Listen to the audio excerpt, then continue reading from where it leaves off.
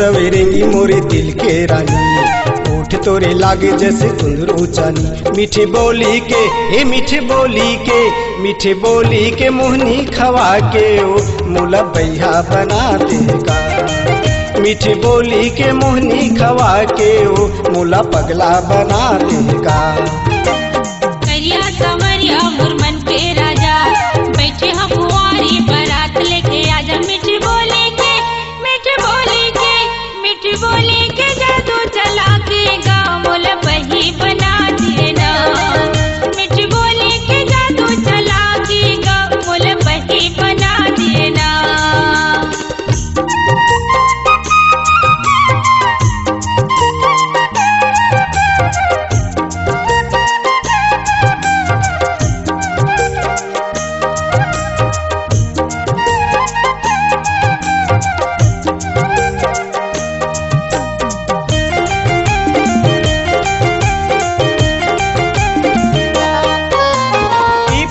रुखवा फरेला पिकरी,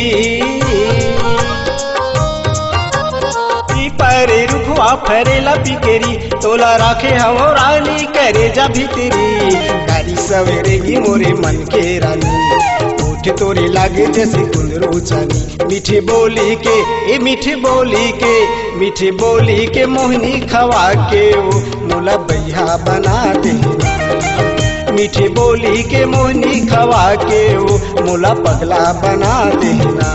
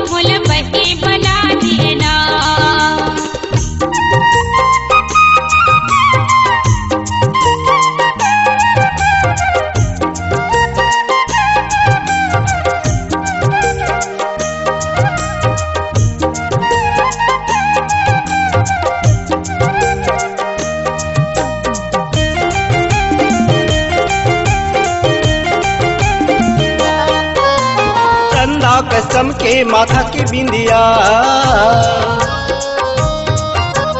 चंदा कसम के माथा की बिंदिया, तोरे सुधे लागे रानी नहीं आवे निंदिया।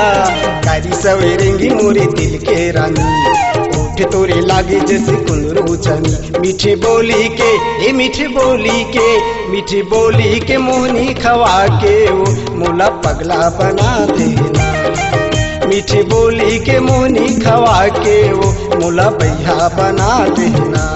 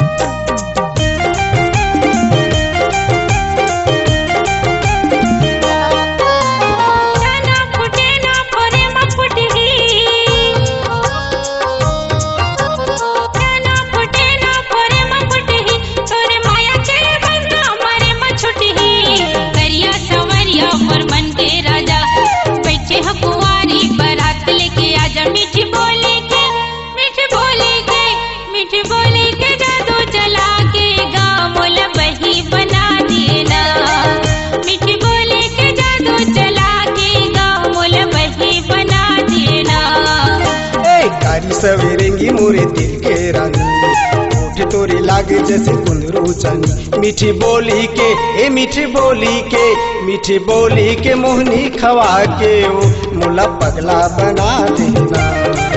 मीठी बोली के मोहनी खवा के ओ मुला बैहा बना देना।